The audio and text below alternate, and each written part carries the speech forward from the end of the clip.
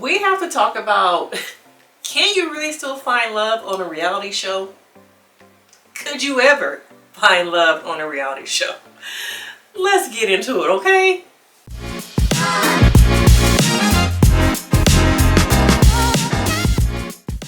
Now, looking at some of these reality shows, The Bachelor, Ready to Love, Love is Blind, Married at First Sight, it is so many. 90 Day Fiancé, Before the 90 Days, The Single Life, all these shows have the same thing. People who have either been hurt from relationships or people who are just primarily seeking companionship, marriage, some type of dynamic, okay? Now the thing about these shows is that nowadays they don't function the same way that they functioned in the past. When you look at the beginning of the Bachelor franchise, and you look at the couples, I think the first couple is still together. I can't remember their names off the top of my head, but they are still together. Some of the people from the beginning of these reality shows, when it was really about love, when it was really about finding your person, they're still together. But as time has gone on, we have seen the narrative shift more to ratings. We have seen it shift more to advertising. And we had also seen it shift to a different perspective, a primarily, I think, conservative audience. Okay?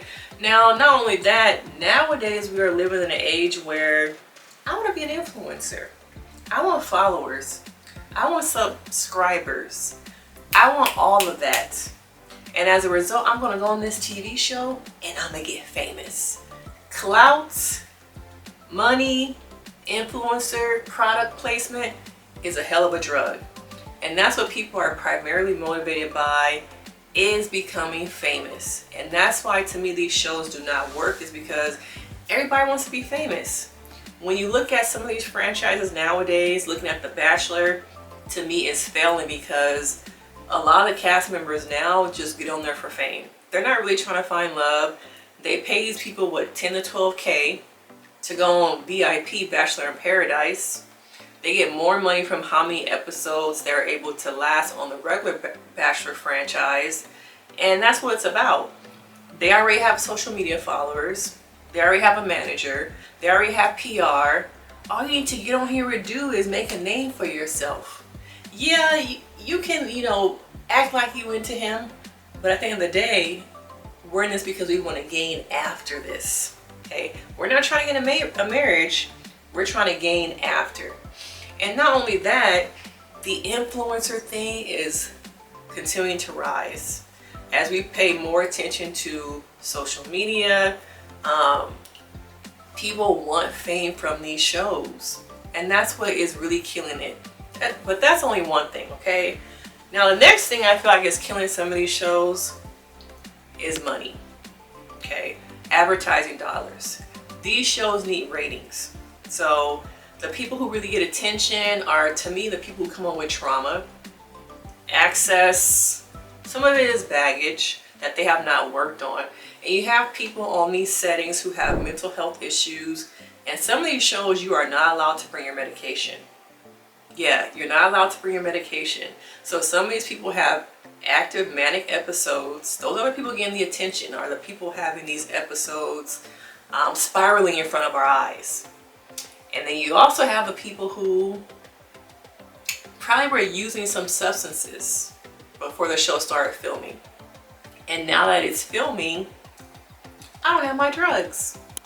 So you see me sweating, you see me going through withdrawals, and that also is going to trigger something.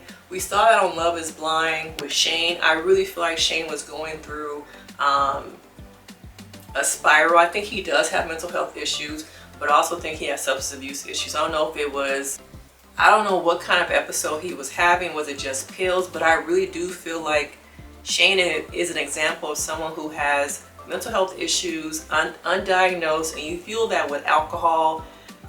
And also you put him on a reality show, and it's a recipe for, in some people's eyes, high ratings, but then other people's eyes, a domino effect on his mental health, because you see him pop up here and there, and it's only to kind of go back and forth with some of the other cast members.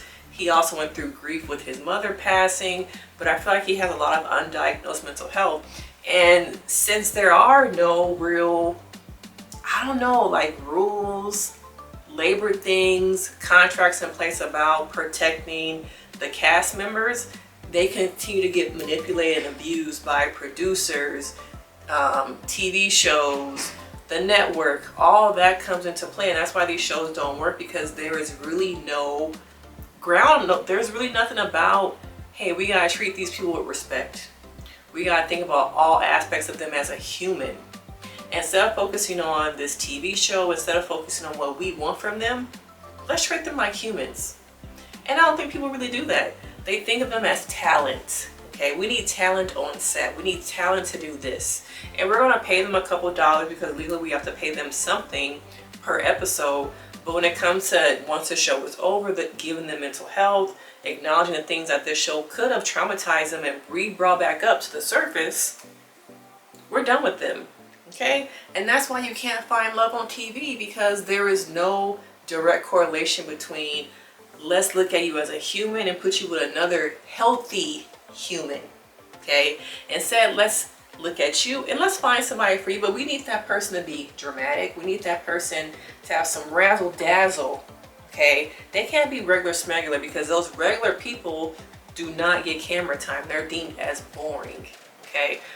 But yeah, we gotta focus more on people as human beings. And if you go into these reality shows without any, your only expectation is to find love, you have to prepare yourself for what you might not be thinking about. Your mental health, what's the environment like? How is this environment conducive to me as a human being? Are they thinking about my needs as a human, or are they focused on what they need as a network?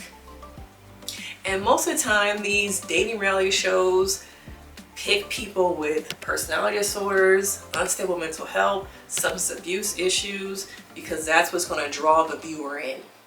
We're thinking about getting this viewer in so we can have more seasons. Okay? We need these viewers to show up for us. Your mental health can be pushed to the back burner. Okay? So if people go on these shows expecting to just find love, you got another thing coming. You're going to be finding some of these people ain't healthy. You're going to be finding out some of these people are trash. And this environment is not conducive to probably your mental health. Now, these are just some of my reasons about why these shows are not working anymore. We can go a little bit deeper, but I just wanted to get on here and talk about these shows don't care about their people. They care about the audience, attracting the audience. But you as a cast member, you as a talent, love does not exist. This show is not about that. Yes, the title is.